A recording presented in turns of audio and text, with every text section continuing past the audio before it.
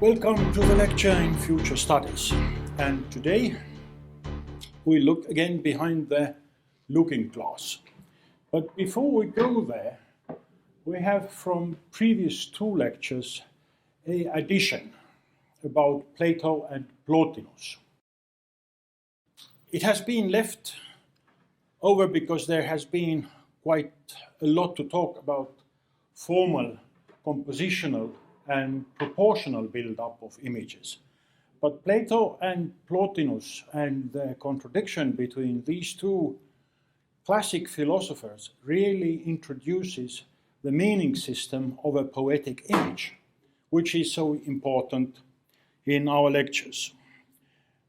But before that, previously we have discussed simulacra, membrana, perspective and counter-eye, hyperrealism and projection-based image in early and mature Renaissance, angular perspective distortions, and a small introduction to fluid perspective, just within the context of perspective. We then made serious speculations about how image operates within the plenitude of information that currently holds due to the development of era of digital reality. And we also looked to small examples, one based on form and the other based on meanings, creating strict genealogies of image chains that will resemble how the images operate also in the digital reality. But to start with, we go with Plato and Plotinus. The story is not too spectacular, but nevertheless, I think we have to go through it. As you can see, we have looked already at Plato and his worldview, being the life, the real life of ideal forms, the eternal structure of the world, and then the becoming, the moving, changing, and becoming our everyday life. But on that painting in the Vatican Palace, there is another philosopher, and his name is Plotinus, and he is described at the edge of the picture. Nevertheless, he is quite an important philosopher.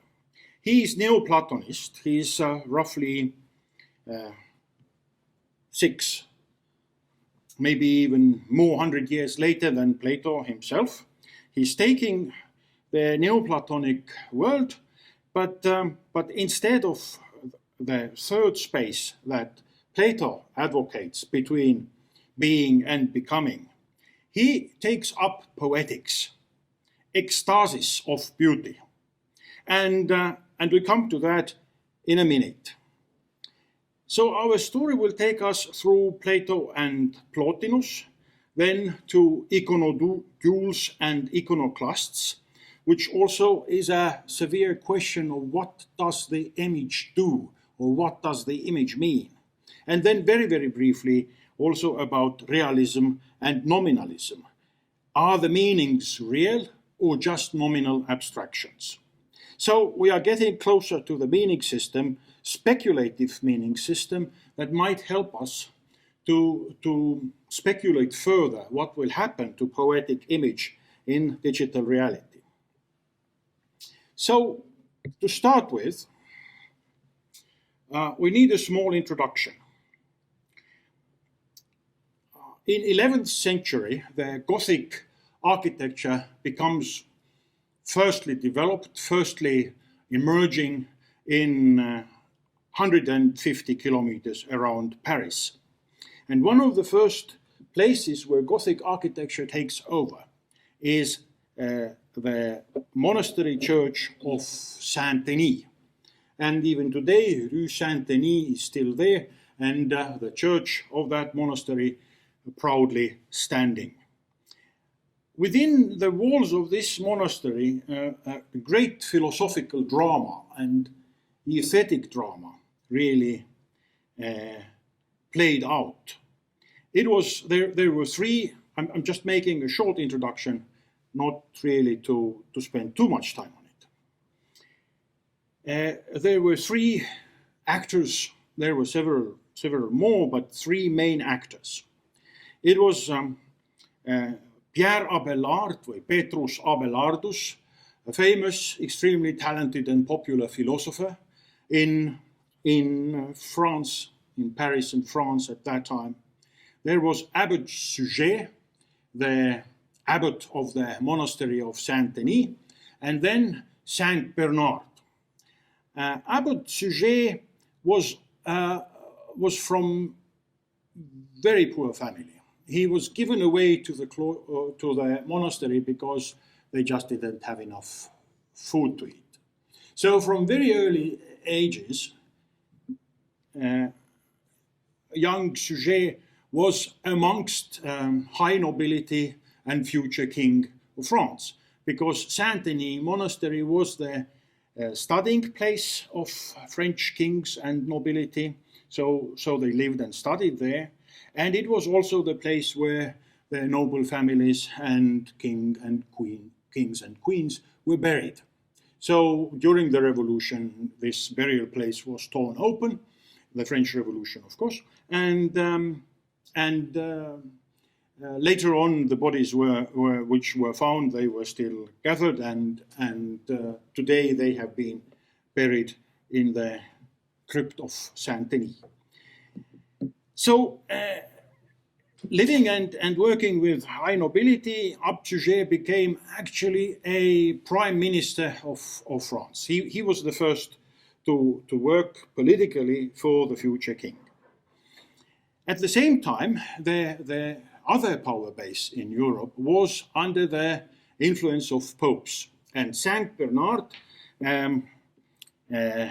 mystical theologist from Clairvaux Monastery, was one of the leading figures appointing the Pope during the differences between Latin world and French world, and the Pope was elected with the help of Saint Bernard. As his name says, Bernard from Clairvaux, clairvoyance is the word that has gone into English from his monastery, which means the visionary and mystical understanding, the prophecy of the future. As it appears, Saint Bernard was not exactly iconoclast, but he definitely didn't like figurative art. On the contrary, Abbot Suger, rebuilding the church of Saint-Denis, liked beauty, and he considered church and the beautiful, valuable artifacts, as well as the stained glass windows, as part of the theological, religious experience. And between them, there was this book, Corpus Areopagiticum. And it appears that it was probably bought by Pepin the Short and brought into Saint-Denis Church, a monastery church, because it was considered to be that it was written by the baptizer of Gaul, Dionysius, because Dionysius is mentioned in Bible, and everybody believed that Saint-Denis is that person, and Corpus Areopagiticum is coming from his hand, because the Corpus Areopagiticum, it's the full body of work. For us, it is a nameless Syrian mystic, somewhere between 450 and 530, who had written these 4 books: the Divine Names, the Mystical Theology, the Celestial Hierarchy, and Ecclesiastical Hierarchy.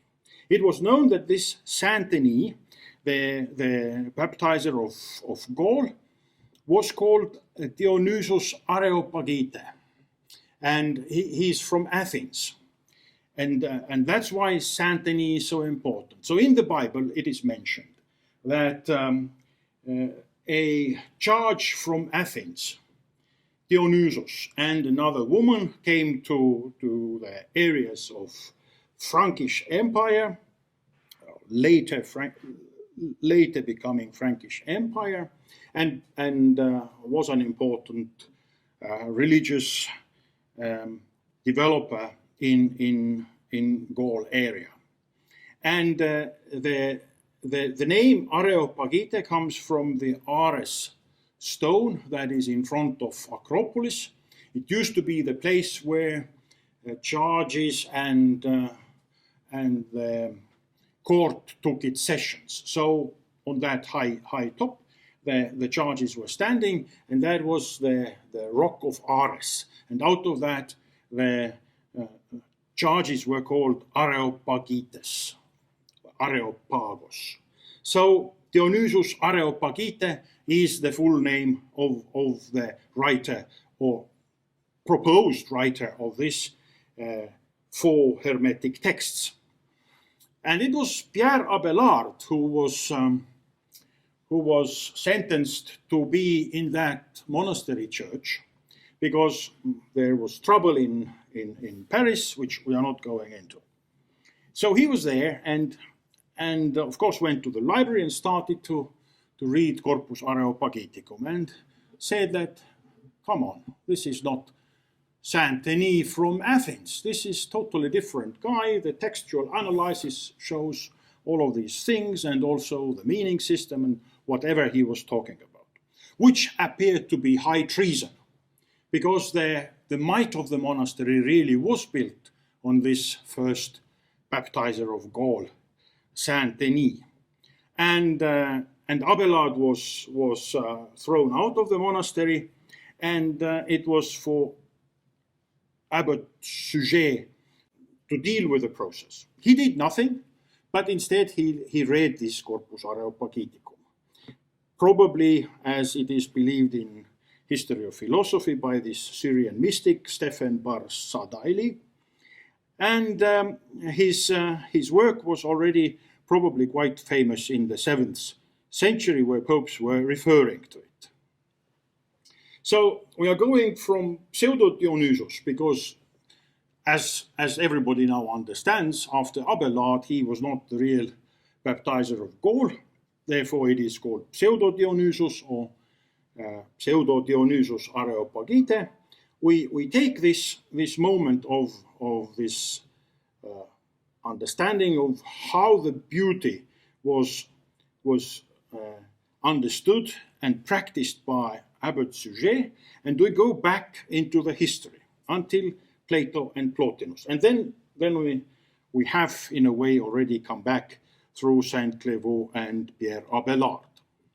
Abbot Suger has taken his personal ideas and agendas into the poetic images found everywhere in his church. And one of the most dedicated and most clear is the doors, the bronze doors that have been gilded previously. And up there on both of the walls there are verses that you can read on the right-hand side. This is how Banovsky has translated them. Whoever thou art, if thou seekest to extol the glory of these doors, marvel not at the gold and the expense, but at the craftsmanship of the work. Bright is the noble work, but being nobly bright, the work should brighten the minds, so that they may travel through the true lights, to the true light where Christ is the true door. In what manner it be inherent in this world, the golden door defines. The dull mind rises to truth through that which is material, and in seeing this light is resurrected from its former submersion. English text is, of course, much more longer than the Latin one, which takes everything together. Materialia surgit, luce resurgit. Body leaves it there and light takes it up. And this is the main principle of Gothic architecture and Gothic art. From the touchable, from the everyday life, gradually we step higher and higher in the beauty until we reach the immateriality of godly understanding. De materialibus ad immaterialia transferendo. We transform from the everyday life, from the matter, into the highest immaterial levels. And this is called anagogicus mos, or upwards leaning way. And Pseudo-Dionysius says like that: every creature, visible or invisible, is a light brought into being by the Father of the lights. This stone or that piece of wood is a light to me, for I perceive that it is good and beautiful, that it exists according to its proper rules of proportion, that it differs in kind and species from other kinds and species, that it is defined by its number, by virtue of which it is one thing, that it does not transgress its order, that it seeks its place according to its specific gravity. A philosophical text really describing the substance of things. As I perceive such and similar things in this stone, they become lights to me. That is to say, they enlighten me. So the true light, the sensual light of our everyday being has been taken to the level of mystical light. And this light metaphor and sun metaphor, that really comes through all of these texts. It definitely has a connection to Bible, so the Syrian mystic has borrowed another description of substance from the Book of Wisdom of Solomon. And this is one of the most poetic philosophical texts in Bible, to my mind. For in her there is spirit, that is intelligent, holy, unique, manifold, subtle, mobile, clear, unpolluted, distinct, invulnerable, loving the good, keen, irresistible, beneficent, human, steadfast, sure, free from anxiety, all-powerful, overseeing all, and penetrating through all spirits that are intelligent and pure and most subtle. For she is a reflection of eternal light, a spotless mirror of the working of God, and an image of his goodness. For she is more beautiful than the sun and excels every constellation of the stars. That is directly connected to the Plotinus understanding of light and God, which definitely has been written before the Bible. So we are going back in the history. And Plotinus says, bring this vision actually before your sight, so that there shall be in your mind the gleaming representation of a sphere, a picture holding sprung, themselves of that universe, and repose, or some at rest, some in motion. Keep this sphere before you, and from it imagine another, a sphere stripped of magnitude and of spatial differences. Cast out your inborn sense of matter, taking care not merely to attenuate it. Call on God, maker of the sphere, whose image you now hold, and pray him to enter. And then he goes on about beauty, where being is desirable because it is identical with beauty, and beauty is loved because it is being. And then this is what we get from Plato. And the soul is like the eye, when resting upon on which truth and being shine, the soul perceives and understands and is radiant with intelligence. But when turned towards the twilight of becoming and perishing, then she has opinion only. The famous distinction between understanding and opinion, episteme and doxa. Now that which imparts truth to the known and to the power of knowing, to the knower, is what I would have you term the idea of good. And then it goes on and comes to the famous metaphor of sun and light. As in the previous instance, light and sight may be truly said to be like the sun, and yet not to be the sun. So in this other sphere, science and truth may be deemed to be like the good. But not the good. The good has a place of honor yet higher. So that is the movement of light metaphor through poetic image from Plato to Pseudo-Dionysus, and from Pseudo-Dionysus to the medieval aesthetics, both in art and architecture. But there is one obstacle or contradiction. Plato was hostile towards poets, artists, not so much architects, but basically everything that dealt with poetic image. Everything that was connected to poetry was by Plato unacceptable.